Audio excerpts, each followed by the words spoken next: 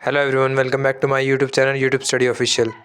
आज की इस वीडियो में हम डी यू सोल के थर्ड सेमेस्टर का एक डीएससी माइनर का पेपर का सब्जेक्ट है हिस्ट्री ऑफ इंडिया 1200 से 1550।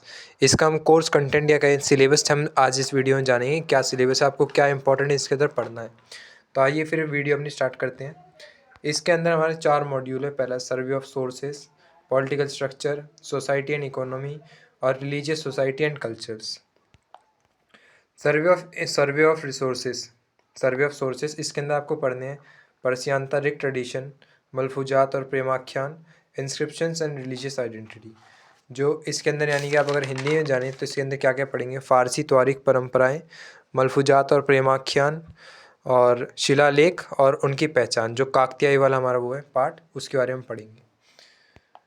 दूसरा मॉड्यूल हमारा है पॉलिटिकल स्ट्रक्चर इसके अंदर हम एक तो दिल्ली सल्तनत के बारे में पढ़ेंगे कि दिल्ली सल्तनत क्या है, इसके अंदर सत्तावाद कैसे था, मतलब अभिजात वर्ग और सेवा संस्कृति में समकरण क्या था, किस तरीके से यहाँ पे दिल्ली सल्तनत राज चलता था। फिर दूसरा हम जो पढ़ेंगे इसके अंदर आर्टिकुलेटिंग पॉलिटिकल अथॉरिटी, यानी कि राजनीतिक सत्ता की अभिव्यक्ति। इसके अंदर क्या है, इसके अंदर स्मारक और अनुष्ठानों के बारे में पढ़ेंगे कि किस तरीके से हवन होम करा जाता था वहाँ पे, किस तरीके की बिल्डिंग्स वहाँ पे बनती थी, किस तरीके के मॉन्यूमेंट्स वहाँ पे बनते थे, ये सब इसके अंदर पढ़ेंगे। फिर तीसरा आता है पॉलिटिकल कल्चर्स।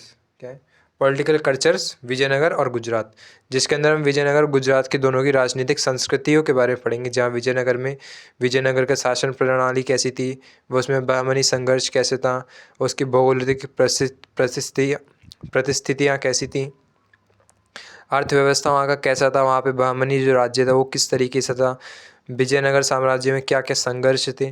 वही सेम चीज़ हम गुजरात वाले इसमें पढ़ेंगे। गुजरात किस तरीके से बना हुआ था, अर्थव्यवस्था कैसी थी, शासन प्रणाली कैसी थी वहाँ पे, और किस तरीके की भौगोलिक परिस्थितियों में ये बना हुआ था गुजरात राज्य।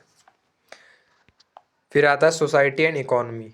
सोसाइटी और इकोनॉमी में हमारे 3 पार्ट्स हैं।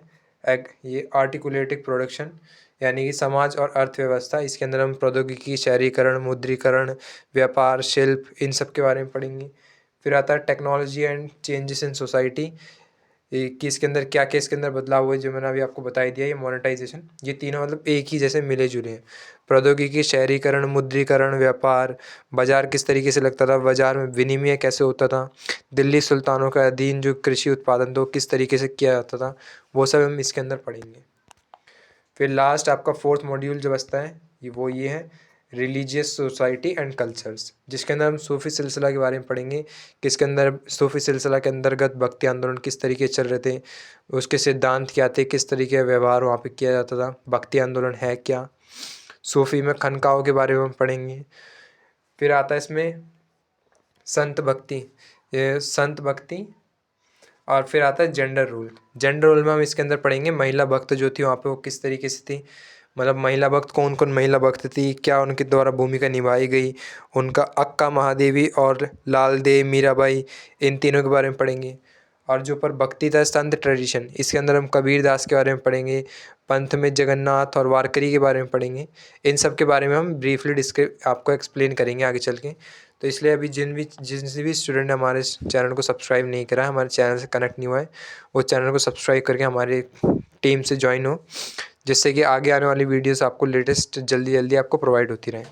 और दूसरी चीज़ आपको क्या करनी है, अपने कमेंट में अपना सब्जेक्ट का नेम आपको बताना है कि मैं बीए प्रोग्राम के इस सब्जेक्ट के वीडियोस आपको प्रोवाइड करूँ आपके एग्ज़ाम प्रिपरेशन के लिए। ज़्यादा टाइम आपके पास है नहीं, 14 दिसंबर से आपके पेपर स्टार्ट हो जाएंगे, तो उससे पहले आप सभी को प्रिपरेशन करनी है, जिसके लिए मैं आपको वीडियो अपलोड कर दिया करूँगा डेली।